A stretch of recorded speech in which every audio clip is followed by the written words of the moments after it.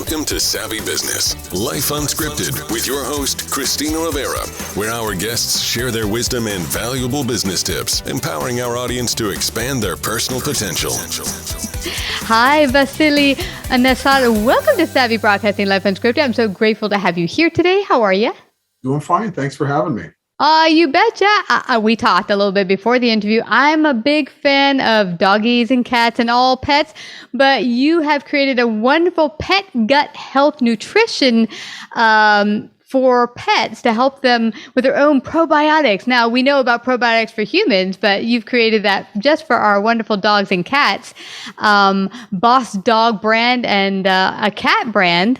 But I'd love for you to share your whole story, because now you're a multi-million-dollar company, but you didn't start there. You started way back when with your yoga company, but even further back than that, I'm sure there were some trials and tribulations.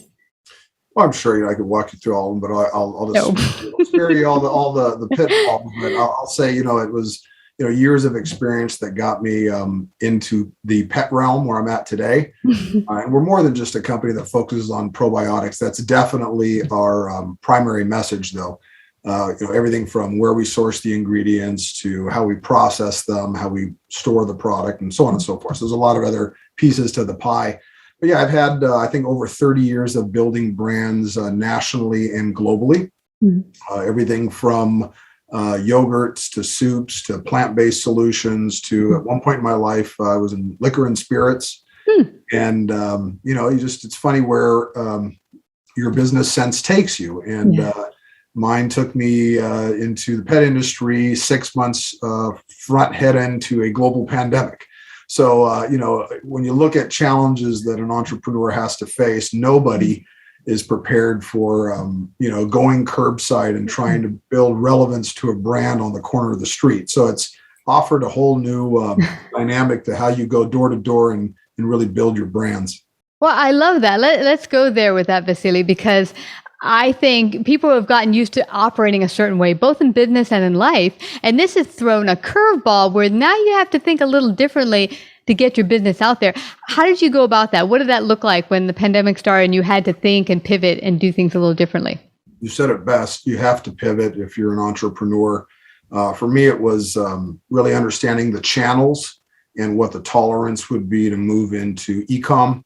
There's sensitivity to, I think if you didn't do your research, anybody would say, move it all online. But, the reality of it is you build out certain channels, specifically brick and mortar groups, and you have to be loyal to those groups. And so there's a time and a place for all of it. So it was really hard just to say, let's take the business online. Right. So for me, it was, I'll be honest, we have a very good team, a lot of people that, were very quiet for the first couple months and kind of gave respect to what was going on. And then we got right back out there, and I think people were happy to see us.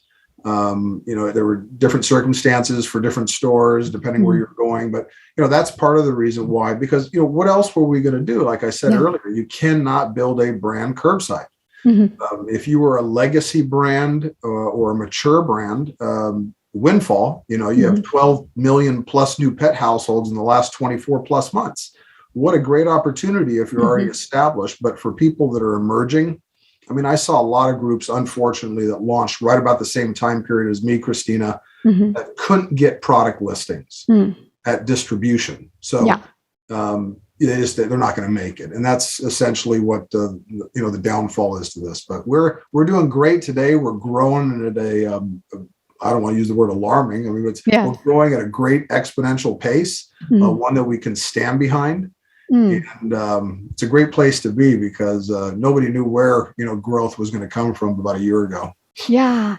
It's interesting. We had a guest on Savvy not too long ago who was launching a brand like you and had the opportunity to go to a national-wide event that a friend just couldn't make and was a little scared to attend thanks to the COVID thingy. She went and took the opportunity and exploded into sales.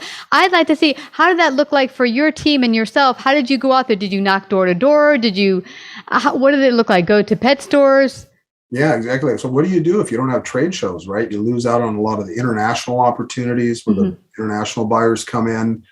You lose your retail exposure. So for us, it was still door to door, virtual contact, a lot of virtual trade shows, which I have to say probably run a success rate about 10% to actually being there. And then, the world opened up again for a minute, and we had a great trade show in Las Vegas this last August. Our booth was slammed for no better word than I can give you. And, we wrote orders the whole time. I know there were a lot of other booths that felt they were still a little sparse traffic. And, again, if you're a mature brand, I guess I can kind of see that people already know about you and want you. But if you're a new brand, you need to be at these trade shows. So yeah. I think for 12 months, Christina, everybody was just kind of trying to figure it out. And those that survived are now back out trying to build their message again. Yeah. And that's something important, Vasili, that I think we should mention, that it really takes getting out there, not being scared to connect with people. Because I've seen people at trade shows, they'll have a table and they're not connecting with the people walking by. If they're not stopping by because they don't know you, you're not a legacy brand, you have to really put yourself out there, put your hand out there in a not confrontational way, but to really connect with them and say, hey, do you have pets? Well, I think there's still a personal nature to any amount of business. I mean, I'm very much into touching shoulders. Our business specifically, Christina, the pet industry, is what I like to call an industry that requires gatekeeper activation. So if you can't get in and talk to a retailer about your products, you have no business being in the pet industry. And I'll use the simplest story I can give you. Okay. You and I walk into a grocery store. Yeah. And we want to buy bread. The most that we'll ask the clerk is, where's the bread aisle? But once we're there, we pretty much know what we want. Okay. When you walk into a pet store, adult, aging dog, dental issues, puppy, you need input, and you need it quickly from someone credible. If the gatekeepers aren't promoting your brand, it's very hard to build it in pet specialty. So that's, I think, been the biggest hurdle for us. So how do you overcome that? You provide tremendous service, right? Yeah. But it comes at a cost, and you got to balance that accordingly. Yeah. Now, I'd love for us to go deeper into what your brand has to offer, Boss Dog brand and Boss Cat brand, because I don't think people even think that our dogs I didn't think my dog needed probiotics, but he's had gut issues. So share, how did you come about thinking to go into the probiotics for pets, and then how do they really help our pets? Well, about 20 years ago, I founded a Greek yogurt company for humans. And in that span, we learned a lot about infusion of probiotics into certain mediums and with sustainable survivability at the end of shelf life. A standard still today follows the human industry, which I think it should be in every industry. If you're going to make a claim that promotes growth or microflora or probiotics, you should be able to put in a quantity in there that's going to have some sort of an effect or have an empirical effect on the animal. A lot of groups in pet can just take one sachet of probiotics, throw it in and say probiotic content. So what we're trying to do is take what we learned in the human side, do studies specifically with our culture house to find out how many probiotics, what type of probiotics, and for what type of pet. And so right now we're standing behind, if we say 1 billion at the end of shelf life, we mean it. We can substantiate it, and it's not cheap to do. So, Boss Dog and Boss Brand are premium products. I've got 4 dogs at home. We line them up I got nugs for some of them, chicken recipe, beef recipe. We line them up, and you spoil your animals and you meal prep the same way you prep for your family.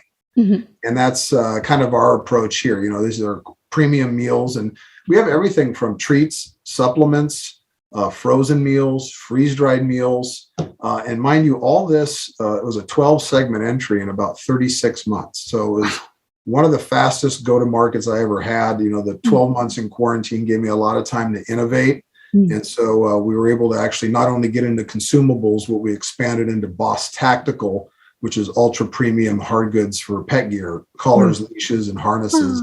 About a year ago. So we're what I like to say is, if you walk into a pet store, you should see Boss Dog or Boss Cat innovated on pretty much every segment of the store. And that's awesome. That's where we wanted to be 3 years ago when we got into the game, and that's where we are now. So it's just about quality growth.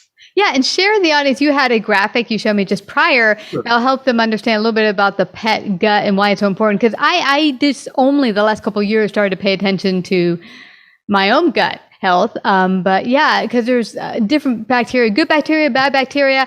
And we really want to make sure we get that good bacteria up in our system as well as our pet system to keep them healthy as possible.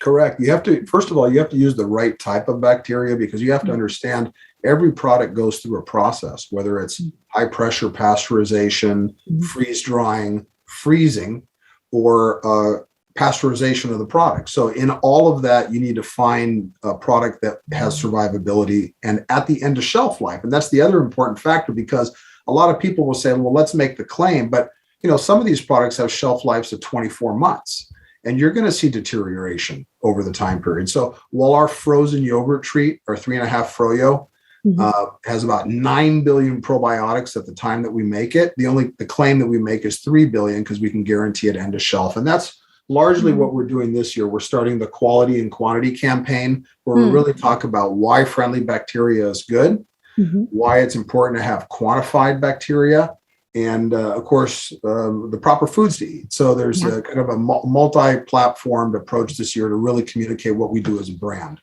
That's great. And where is the brand going in the future? Do you plan to bring other products besides probiotics, or just other products where you add probiotics in the future? What is your plans going forward? Absolutely. I think everything we do will probably have a digestive message to a certain extent, unless, of course, we're in the hard goods where you're dealing with collars and leashes. And then I'm really focusing on durability and premiumness of the product. My guess is, look, we've got frozen meals, freeze-dried meals. There's really not a lot of places for us to go at this point. So it's about extending those lines. For example, we just launched our lamb freeze-dried meal, which was the 2020 Pet Business Product of the Year. And so we're going to be introducing, some Pro Bites with tripe. So there's some innovation where we're taking boneless protein bits, incorporating tripe and probiotics as a fun, low-calorie treat.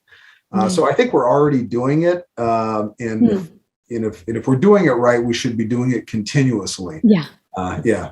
No, if it works, don't mess up that train. Yeah. But you know what, Vasili, it is so important to continue to expand and grow. What do you have to say for perhaps business owners listening in who've taken a hit during the past 2 years, how they can get back on track, get back on top like you have? There's nothing romantic about a startup. It's the most painful process you'll ever go through if you're doing it correctly. Okay. And I oftentimes have warned people close to me when I'm about to start a business, this is going to be a enduring process for the whole family. You go for a lot of hours, you go without pay. There's tremendous financial gaps that have to be filled. And I think that's the biggest hurdle for people. They've got Uncle Joe's barbecue recipe that everybody in the neighborhood loves. The notion that they actually have to cut a $250,000 PO to get a supplier engaged, and then you got to move the product and warehouse the product and get compliance. So there's just so many other aspects that go into it. So I've always really surrounded myself with fantastic people. My back office has been with me for over 15 years.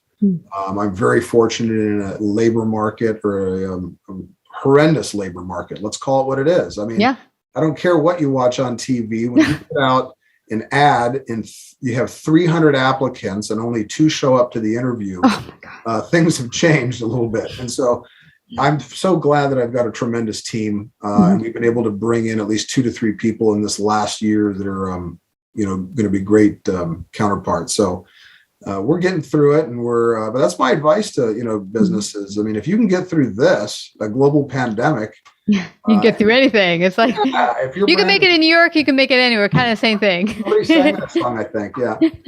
But, go ahead. Well, this has been, I want everyone to get Boss Dog brand and Boss Cat brand for their cat, keep their pets healthy. How can they do that today? Find out more. I'm guessing they can also go to all their pet stores, but if they want to buy it online, can they do that as well? Yeah, they can. So what I typically suggest is to support your local pet store. That's a place where we still today think there needs to be a focus.